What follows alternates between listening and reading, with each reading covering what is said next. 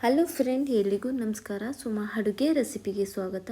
ನಾನಿವತ್ತು ಯಾವುದೇ ರೀತಿ ಮಸಾಲೆಯನ್ನು ರುಬ್ಬದಲೇ ಹಾಗೆ ಪ್ಲೈನಾಗಿ ಮಾಡುವಂಥ ಪಲಾವ್ನ ಮಾಡಿ ತೋರಿಸ್ತಾ ಇದ್ದೀನಿ.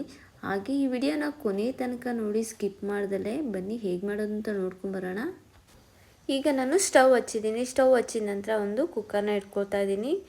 ಕುಕ್ಕರ್ ಸ್ವಲ್ಪ ಬಿಸಿ ಆಗಿದ ನಂತರ ನಾನಿಲ್ಲಿ 1-2 ಟೇಬಲ್ ಸ್ಪೂನಷ್ಟು ನಾನಿಲ್ಲಿ ಕೊಬ್ಬರಿ ಎಣ್ಣೆಯನ್ನು ಹಾಕೋತಾ ಇದ್ದೀನಿ.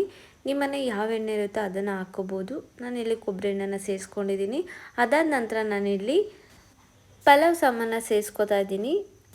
ಒಂದು 3-4 ಚಕ್ಕೆ, ಲವಂಗ, ಮರಾಠಿ ಮೊಗ್ಗು, ಕಲ್ಲುವು ಹಾಗೆ ಪಲಾವ್ ಎಲೆನ ಸೇರಿಸ್ಕೊಂಡಿದ್ದೀನಿ. ಅದಾದ ನಂತರ ನಾನೀಗ ಇದಕ್ಕೆ ಒಂದು 3-4 ನಾನು ಈರುಳ್ಳಿನ ಒಂದು ಮೀಡಿಯಮ್ ಆಗಿರುವಂಥ ಈರುಳ್ಳಿಗಳನ್ನ ತೊಗೊಂಡಿದ್ದೀನಿ. ಒಂದು 3-4 ಉದ್ದುದ್ದಾಗಿ ಕಟ್ ಮಾಡಿ ಅದನ್ನು ಮಿಕ್ಸ್ ಮಾಡ್ಕೊತಿದ್ದೀನಿ. ಸ್ವಲ್ಪ ಹಸಿ ಸ್ಮೆಲ್ ಹೋಗೋವರೆಗೂ ಹುರ್ಕೊಂಡ್ರೆ ಸಾಕಾಗುತ್ತೆ. ನೋಡಿ, ಹಸಿ ಸ್ಮೆಲ್ ಹೋಗಿದ ನಂತರ ನಾನು ಇದಕ್ಕೆ ಫ್ರೆಶ್ ಆಗಿರುವಂಥ ಶುಂಠಿ ಹಾಗೆ ಬೆಳ್ಳುಳ್ಳಿ, ಹಸಿಮೆಣ್ಸಿನ್ಕಾಯಿನೂ ಸಹ ನಾನಿಲ್ಲಿ ರುಬ್ಬಿಲ್ಲ, ಮಿಕ್ಸಿಲಿ ಕಲ್ಲಲ್ಲಿ ಕುಟ್ಕೊಂಡಿದ್ದೀನಿ.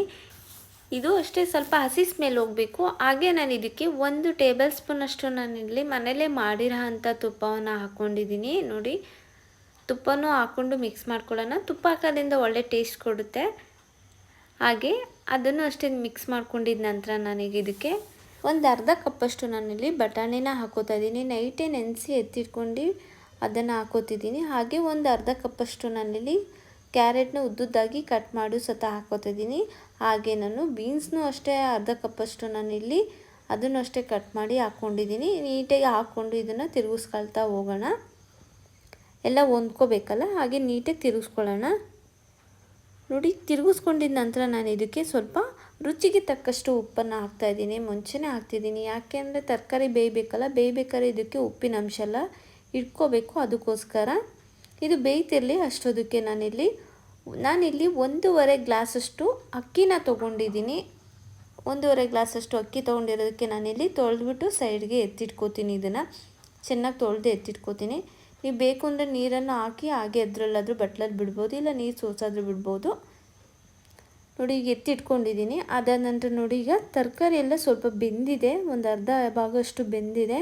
ಇದಕ್ಕೆ ನಾನೀಗ 1 ಟೊಮೊಟೊನ ನಾನಿಲ್ಲಿ ಮೀಡಿಯಮ್ ಸೈಜಾಗಿ ಕಟ್ ಮಾಡಿ ಹಾಕ್ಕೊಂಡಿದ್ದೀನಿ. ನೀವು ಬೇಕು ಅಂದರೆ ರುಬ್ಬಾದರೂ ಹಾಕ್ಕೋಬೋದು. ನಾನಿಲ್ಲಿ ಕಟ್ ಮಾಡಿ ಹಾಕ್ಕೊಂಡಿದ್ದೀನಿ.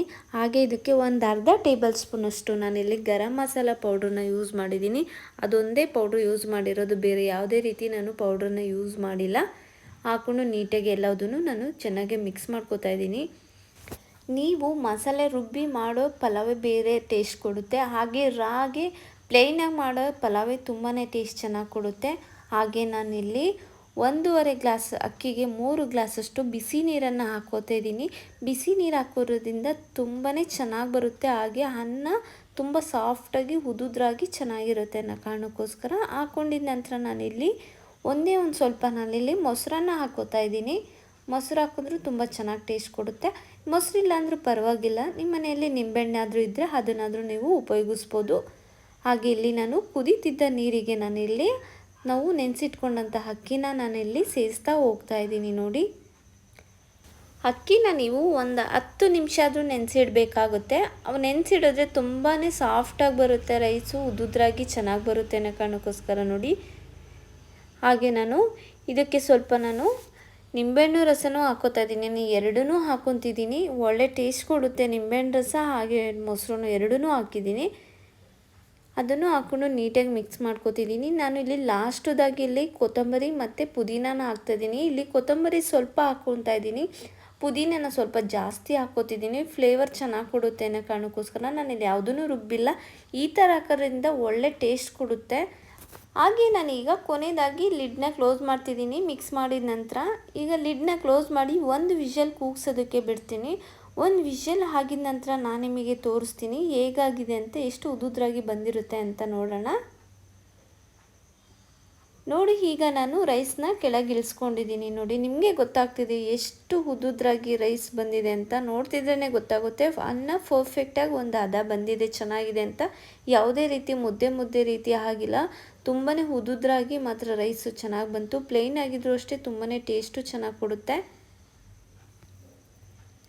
ನೋಡಿ ಎಷ್ಟು ಚೆನ್ನಾಗಿದೆ ಅಲ್ಲ, ನೀವೇ ನೋಡ್ತಿದ್ದೀರಲ್ಲ.